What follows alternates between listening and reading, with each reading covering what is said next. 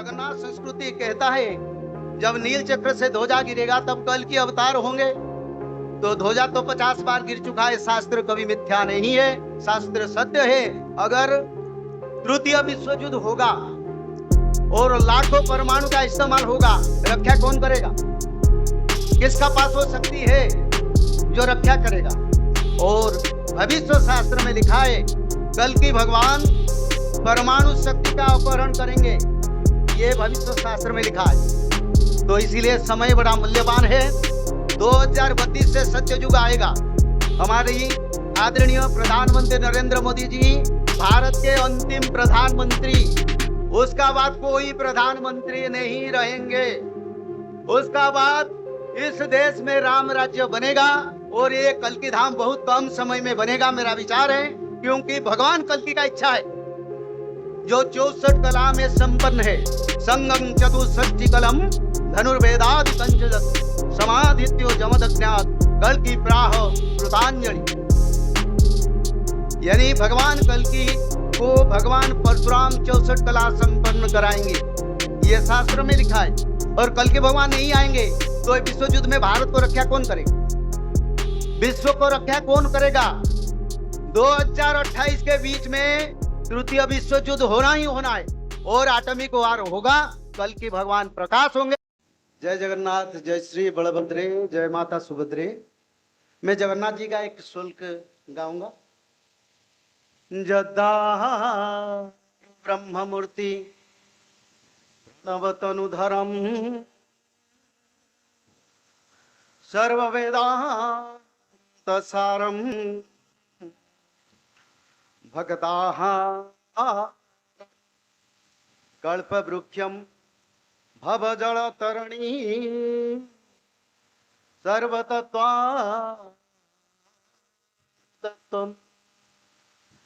योगिनां अंशतत्त्वं हरिहरनमितं श्रीपति वैष्णवानां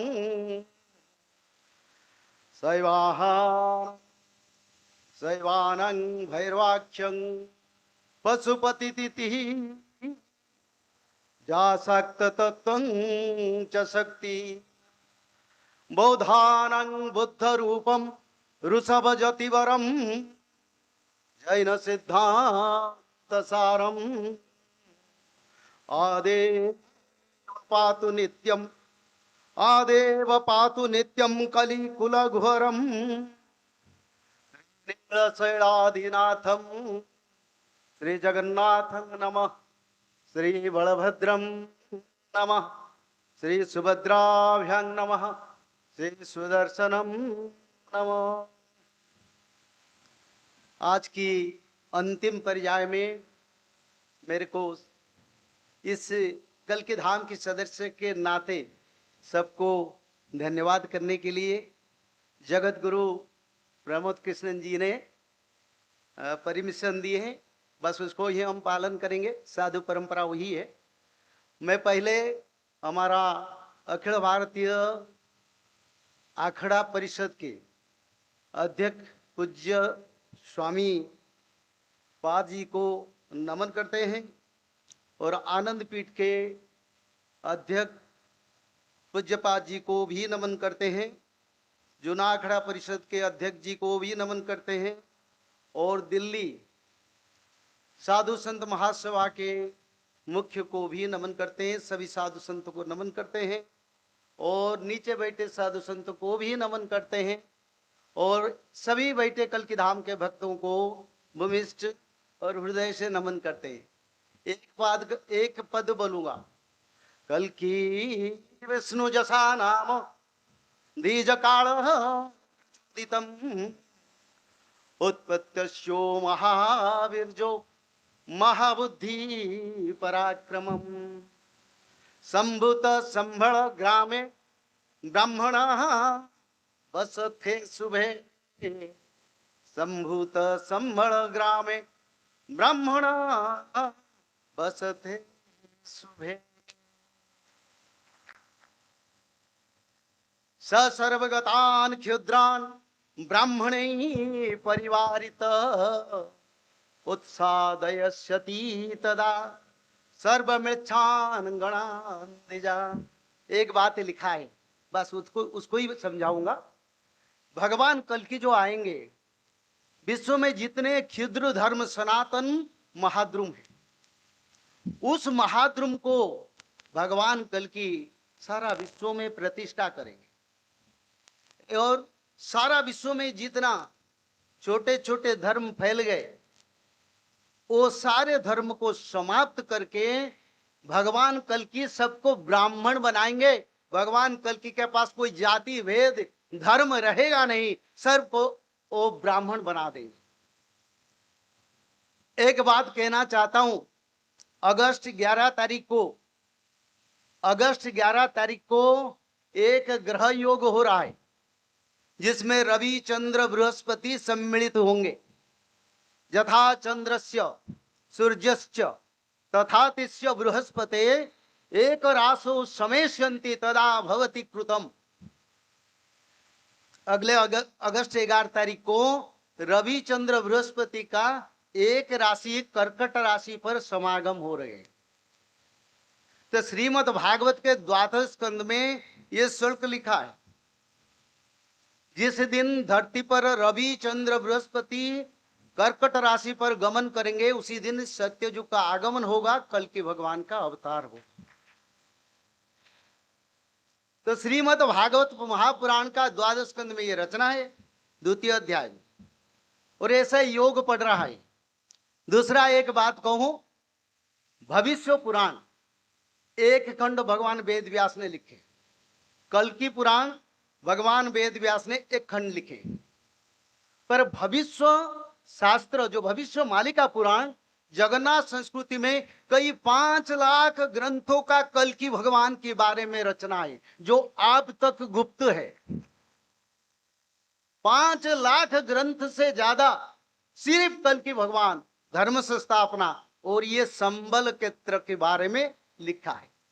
क्या लिखा है भविष्य मालिका में? संबल ग्रह मोरे विष्णु जो सागरे प्रभु जाहू जान मिहिवे। संबल ग्राम की मुख्य ब्राह्मण घर के भगवान कल की जन्म होके धरती पर सुधर्मा सभा का आह्वान करेंगे। और ये जगन्नाथ संस्कृति कहता है, जब जगन्नाथ मंदिर से ध्वजा गिरेगा तब कल की अवतार होंगे। 50 बार ध्वजा गिर चुका है, कल की अवतार इस संबल में कहीं है, मेरा विचार।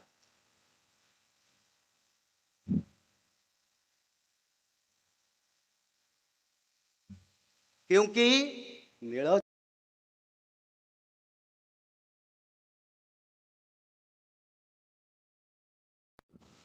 जब नील चक्र से ध्वजा गिरेगा तब कल के अवतार होंगे। किसने लिखे? न चैतन्य भगवान के नित्य पंचशत, और किस ग्रंथ में लिखे? न शिव कल्प के नाम एक ग्रंथ है जो शंकर भगवान माता भवानी को बताई, ओडिशा में ये लिखा है।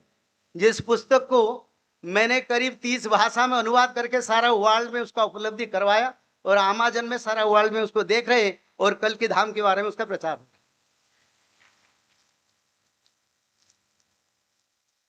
तो नील चक्र से ध्वजा हर साल गिरता है, और शास्त्र जगन्नाथ संस्कृति कहता है जब नील चक्र से ध्वजा गिरेगा तब कल की अवतार होंगे। तो ध्वजा तो 50 बार गिर चुका है, शास्त्र कभी मिथ्या नहीं है, शास्त्र सत्य है। अगर तृतीय विश्व युद्ध होगा और लाखों परमाणु का इस्तेमाल होगा, रक्षा कौन करेगा? किसका पास वो शक्ति है जो रक्षा करेगा?